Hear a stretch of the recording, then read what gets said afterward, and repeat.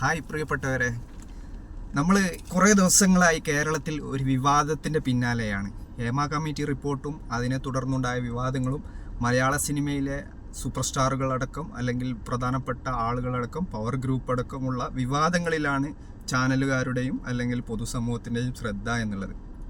ഇതിനിടയിൽ മറന്നുപോയ ചില കാര്യങ്ങളുണ്ട്. വയനാടുണ്ടായ ഉരുൾപൊട്ടലും അതിനെ തുടർന്നുണ്ടായ ദുരന്തത്തിൻ്റെ പശ്ചാത്തലത്തിലുണ്ടായ നടപടികളെ പറ്റിയുള്ള ചർച്ചകൾ മറന്നുപോയിരിക്കുകയാണ്. അപ്പോൾ അത്തരം ഒരു സാഹചര്യത്തിൽ കഴിഞ്ഞ ദിവസം ഒരു വീഡിയോ ശ്രദ്ധിക്കാനിടയായി.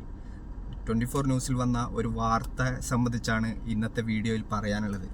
കാരണം വയനാട് ദുരന്തവുമായി ബന്ധപ്പെട്ട് അവിടെ സേവന പ്രവർത്തനങ്ങൾ നടത്തിയ ഒരു ജീപ്പ് ഡ്രൈവർക്ക് MVDയുടെ അഥവാ മോട്ടോർ വെഹിക്കിൾ ഡിപ്പാർട്ട്മെൻറ്റിൻ്റെ ഫൈൻ വന്നിരിക്കുകയാണ്. ഒരുപാട് തുക ഫൈനായി വന്നിരിക്കുകയാണ് നിയമലംഘനം നടത്തി എന്നതിൻ്റെ പേരിൽ. തീർച്ചയായിട്ടും ഇത് ഒരു തെറ്റായ സമീപനമാണ്. ഈ സമീപനം സർക്കാർ തിരുത്തിയിട്ടുണ്ടോ എന്നറിയില്ല. തീർച്ചയായും തിരുത്തിയിട്ടില്ലെങ്കിൽ തിരുത്തേണ്ടതുണ്ട്.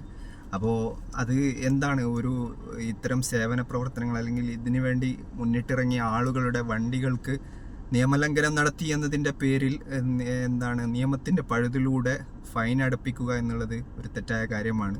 നമുക്ക് വാർത്ത കണ്ട് ബാക്കി കൂടുതൽ കാര്യം സംസാരിക്കാം.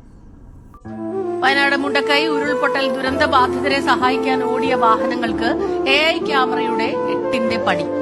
മേപ്പാടി പഞ്ചായത്തിന് വേണ്ടി ഓടിയ ജീപ്പ് ഡ്രൈവർ ആബിദിന് 6000 രൂപയുടെ പിഴ നോട്ടീസാണ് ലഭിച്ചത്. മോട്ടോർ വാഹന വകുപ്പ് കനിയണം എന്നേ ഇവർക്ക് പറയാനുള്ളൂ. കഴിഞ്ഞ കുറച്ച് ദിവസങ്ങളായി ദുരന്തബാധിതരെ സഹായിക്കാനും പുനരധിവാസം ഉറപ്പാക്കാനും തലങ്ങും വിലങ്ങും ഓടുന്ന വാഹനങ്ങൾക്ക് കണക്കില്ല. വിവിധ വകുപ്പുകൾക്കു വേണ്ടി ഏറ്റെടുത്ത ജീപ്പുകൾ ഉൾപ്പെടെയുള്ള വാഹനങ്ങളും ഓടുന്നുണ്ട്. വാടക വീട് ലഭിച്ചവർക്ക് ക്യാമ്പിലുള്ള സാധനങ്ങളെല്ലാം കെട്ടിവെച്ച് അവിടേക്ക് പോകാനുള്ള സൌകര്യവും ഈ വണ്ടികളാണ്. ഇതെല്ലാം നിരീക്ഷിച്ച AI ക്യാമറ ഇരുട്ടടിയാണ് ഡ്രൈവർമാർക്ക് കൊടുത്തിരിക്കുന്നത്.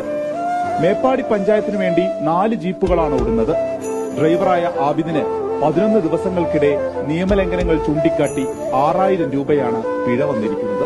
ക്യാമ്പിലേക്ക് ആളെ കൊണ്ടുപോയാലും അപ്പോൾ ലഗേജും അതേപോലെ ഒരുപാട് സാധനങ്ങളുണ്ട്. അപ്പോൾ ഇവിടെ ഒന്നും കയറ്റണമെന്ന് നമുക്ക് പറയാൻ പറ്റില്ല. പിന്നെ ആള് ഫ്രണ്ടിലൊക്കെ ഇരുന്ന് പോകുന്നുണ്ട്. അവരുടെ കയറരുതെന്ന് ഞങ്ങൾക്ക് പറയാനും കഴിയുന്നില്ല. അപ്പോൾ അതിന് RTO നമുക്കതിനൊരു സൊല്യൂഷൻ നമുക്ക് കണ്ടെത്തി തരണം എന്നാണ് ഞങ്ങളൊക്കെ പറയുന്നത്. മുൻവശത്ത് കൂടുതൽ ആളുകൾ കയറിയതിന് നമ്മൾ കണ്ടല്ലോ, മനസ്സിലാക്കിയല്ലോ. സംഭവം എന്താണെന്ന് വെച്ചാൽ ഇത് വളരെ ഈ ഒരു സേവന പ്രവർത്തനത്തിന്, അതായത് മേപ്പാടി പഞ്ചായത്തിന് വേണ്ടി അവിടെ ദുരിതാശ്വാസ ക്യാമ്പുകളിൽ നിന്നും ആളെ മാറ്റാനും പിടിക്കാനും അവരുടെ സാധനങ്ങൾ കൊണ്ടുപോകാനും ഒക്കെ ആയിട്ട് ഓടിയിട്ടുള്ള ആബിദ് എന്നുള്ള ഡ്രൈവർക്കാണ് ഈ ഫൈൻ വന്നിരിക്കുന്നത് MVDയുടെ ഭാഗത്ത് നിന്നും. അപ്പോൾ MVD കനിയാതെ ഇനി അത് മുമ്പോട്ട് പോകാൻ കഴിയില്ല. കാരണം 6000 രൂപയോളമാണ് ഇതിൽ ഫൈനായിട്ട് വന്നിരിക്കുന്നത്. നമുക്ക് മനസ്സിലാക്കേണ്ട ഒരു സംഭവം, ഈ ഒരു ദുരന്തത്തിൻ്റെ പശ്ചാത്തലത്തിൽ ഇത്തരം സംഭവങ്ങൾ ഇത് നിയമത്തിൻ്റെ പഴുതിലൂടെ ഉണ്ടാവുന്ന കാര്യങ്ങളാണ്. അപ്പോൾ അത് തീർച്ചയായും തെറ്റാണ്. കാരണം നമുക്കറിയാം, ഒരു ദുരന്തമുണ്ടായാൽ അവിടെയുള്ള ആളുകളുടെ അവസ്ഥ എന്താണെന്ന്, ക്യാമ്പിൽ താമസിക്കുന്നവരുടെ അവസ്ഥ എന്താണെന്ന്. ക്യാമ്പിൽ താമസിക്കുന്നവർ അവരൊക്കെ വരെ നഷ്ടപ്പെട്ടവരും ജീവിതത്തിലെ സമ്പാദ്യങ്ങൾ മൊത്തം നഷ്ടപ്പെട്ടവരുമാണ്. അവർക്ക് വേണ്ടി സേവന പ്രവർത്തനത്തിലേർപ്പെട്ട ഒരു ഡ്രൈവർക്കാണ് ഇത്തരം ഒരു അനുഭവം ഉണ്ടായിരിക്കുന്നത്. തീർച്ചയായിട്ടും അവരോട് അത്തരം ഒരു അവസ്ഥയിൽ നിൽക്കുന്ന ആളുകൾക്ക് നിങ്ങളെ ഇത്ര സാധനമേ ഇതിൽ വണ്ടിയിൽ കയറ്റാൻ പാടുള്ളൂ, ജീപ്പിൽ കയറ്റാൻ പാടുള്ളൂ, അല്ലെങ്കിൽ നിങ്ങൾ മുമ്പിൽ ഇരിക്കാൻ പാടില്ല, ഇങ്ങനെ ഇത്തരത്തിലുള്ള ഒരു സമീപനം സ്വീകരിക്കാൻ ആളുകൾ കൂടുതൽ കയറാൻ പാടില്ല എന്നൊന്നും പറയാൻ പറ്റില്ല ആ സാഹചര്യത്തിൽ.